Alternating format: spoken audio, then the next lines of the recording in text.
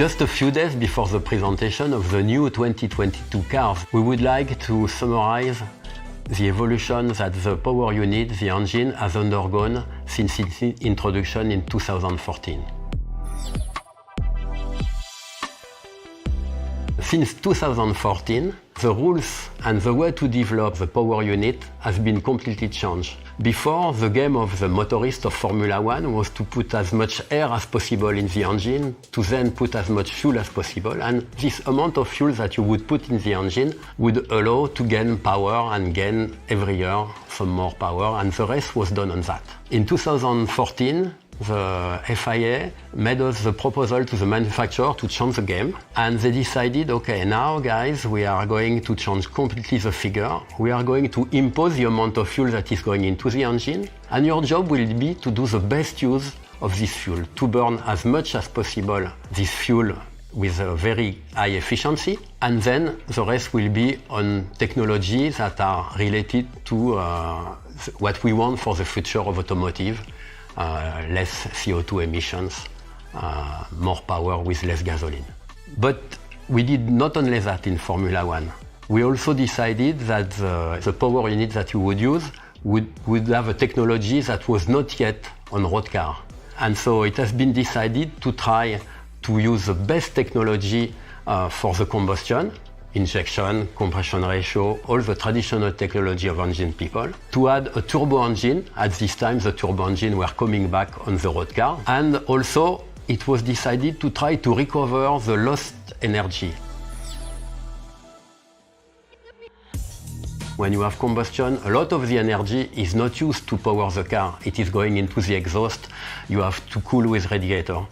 And so, what was decided was to put technologies that would recover part of this energy. After some studies, we realized that the best way to recover energy was to recover the energy that is lost in the exhaust of the cars. What has been added to recover this energy was a small motor that is hooked to the turbo that can allow to recover the extra energy that then would go directly in the air. In that case, we use the energy that is in the exhaust gas to power the turbo, recover this energy, and use it later on with another motor to give more power to the car. Plus, we have the traditional recovery of braking energy. Every time the car is braking, you are also dissipating energy through heat in the brakes. In that case, you can also brake the car with an electrical motor, recover this energy. All this energy is going in a battery. And then after that, the game is to recover as much energy as possible and to then use it later on to push the car and have a complementary power to the engine. The combustion engine started with performance that were close to road car engine, but then the engineers of Formula One have realized that using a good gasoline, developed with our gasoline partners, we could also improve a lot the power, increase the compression ratio, and have a much better efficiency.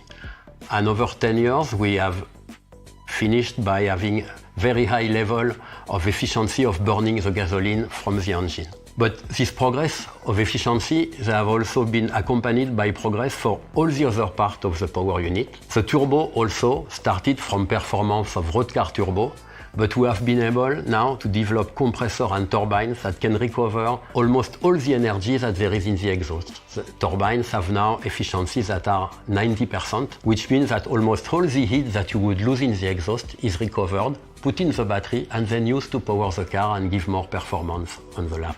In the same way, all the electric system improved over the years, and now we have extremely efficient motor and power electronics that are controlling the motors, and we lose only 1 to 2% of the energy when we put it through the motors.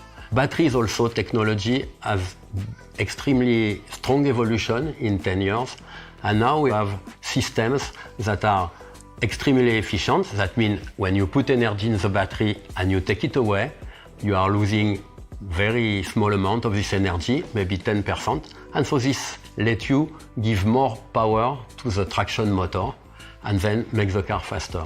So where are we now and where do we go? What we have seen after 8 years of development of this new power unit is that the efficiency out of the gasoline, meaning the energy you can recover when you burn the gasoline, when you recover it, has gone from 30%, the number we had in 2013, to now more than 50%. So it's a tremendous improvement because this type of efficiency, you can very rarely find it in combustion process, maybe in some static combustion devices, but not on cars.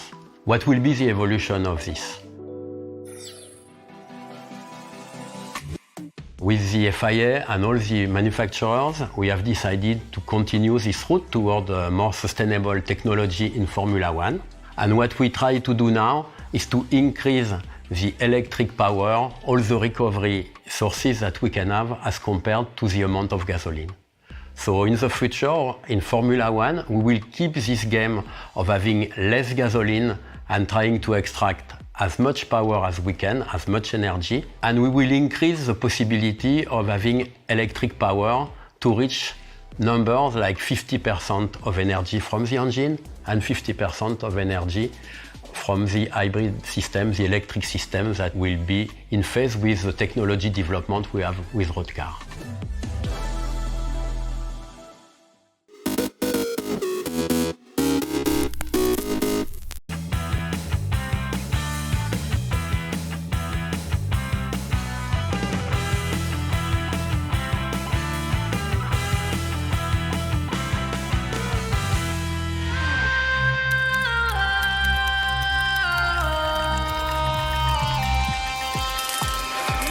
Make me come alive, come on and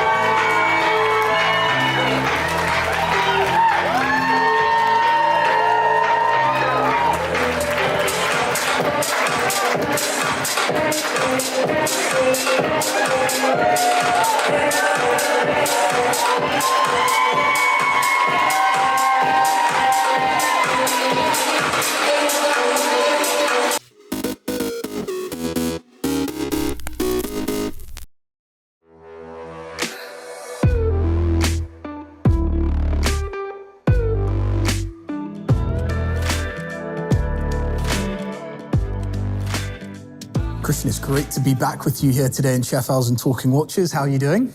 Very good. Great to have you with us. Now, I gather today we're talking ceratanium.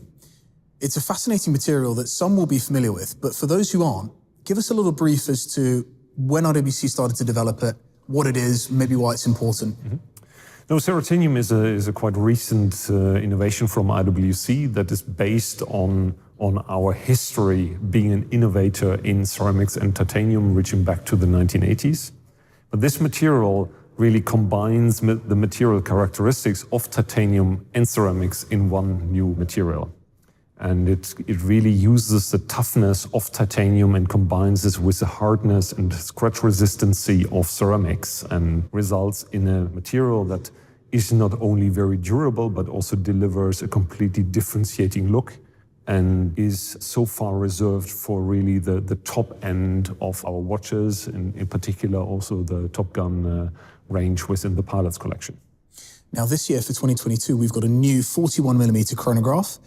I have to ask, is it a difficult material to work with like ceramic is? It's a very different material than ceramic because it requires a different process and construction. Ceramic doesn't allow for very fine tolerances because of this enormous shrinkage of the sintering process. With ceratanium, we can do a precise construction like we would do in steel or in titanium. We can machine it, we can apply all the surface finishing. And then this goes into a firing process, goes into an oven to form this ultra-hard zirconium crust on the material that gives the extreme hardness to the surface. As I understand it, it had a little bit of a different road test to the normal process that watches go through here at RWC. Mr. Lewis Hamilton did receive an early prototype, did he not? Absolutely, you're absolutely right. Well spotted. Lewis actually did a bit of field test on this bracelet and contributed to the entire development. Well, did he feed back anything that was interesting to you, or? No, it came back in one piece. That's actually sufficient. That's compliment enough. And obviously we worked out the entire attachment and also created a solution that allows us to present this on a series product, still on very limited numbers. I explained earlier that the process is very demanding, and especially the homogeneity of the material remains critical for producing higher numbers. So also therefore the perpetual calendar was strictly limited on the bracelet, and also for this chronograph there will be the ceratanium bracelet available, obviously in very limited numbers. Internally, are you also noticing the confluence of an interest in sustainability and materials and the desire from owners to have that ability to mix and match the straps with the watches?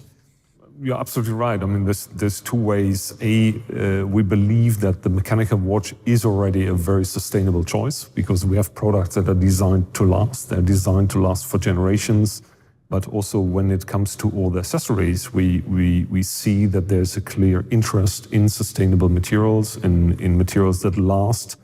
We have significantly expanded our offer in metal bracelets on the entire Pilots range. And we also have developed another alternative strap that is available as an accessory, which is one of our recent developments in sustainable materials. And this material is called Miratex. Christian, as always, thank you very much. That's brilliant. So there we have it, the new 41mm chronograph. And I guess that quest for innovative materials just never ends. Definitely. So we will keep going. And thank you very much, Justin. It was great talking to you.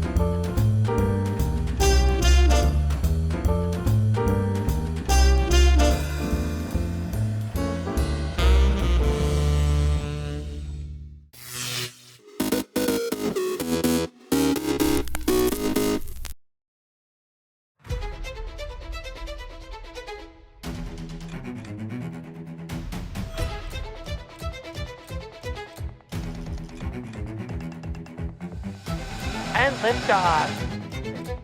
5, 4, 3, 2, 1, 0.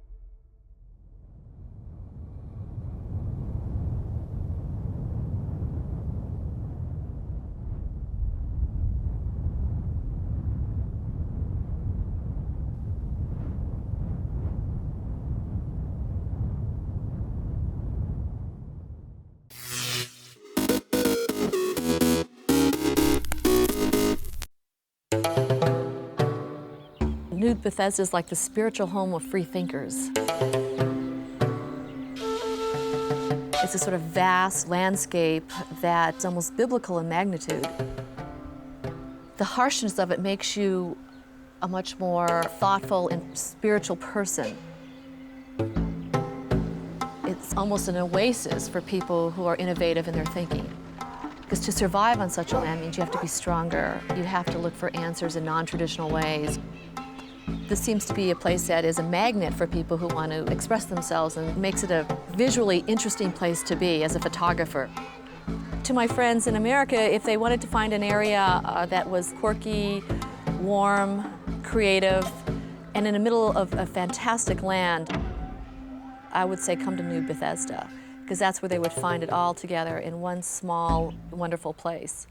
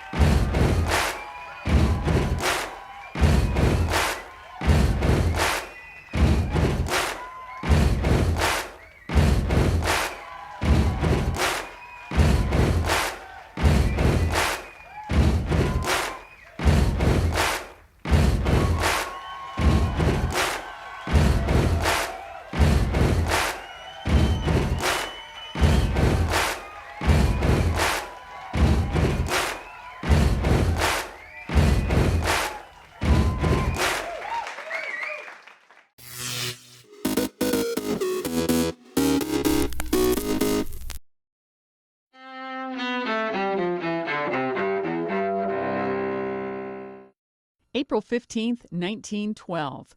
Just hours after hitting an iceberg, the Titanic sinks off the coast of Newfoundland.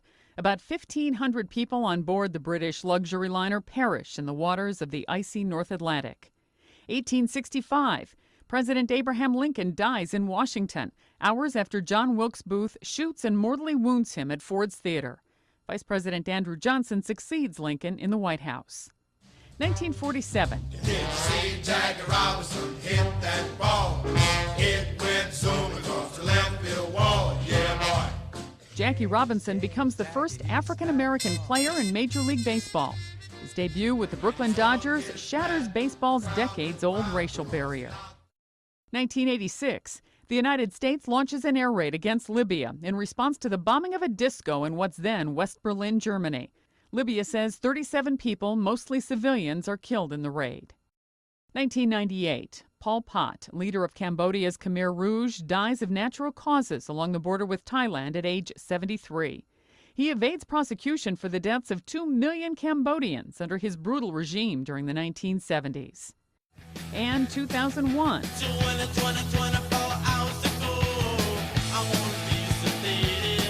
In New York, punk rocker Joey Ramone, lead singer of the Ramones, dies of lymphoma at age 49.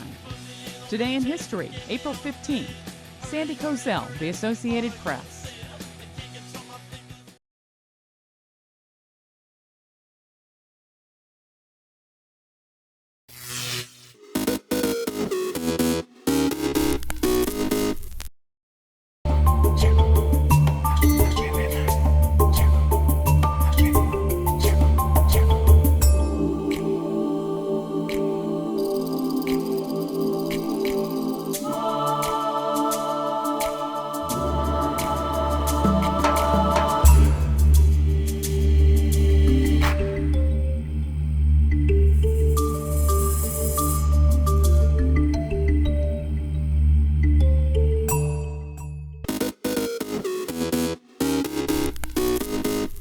Welcome back in our studio, and in today's news,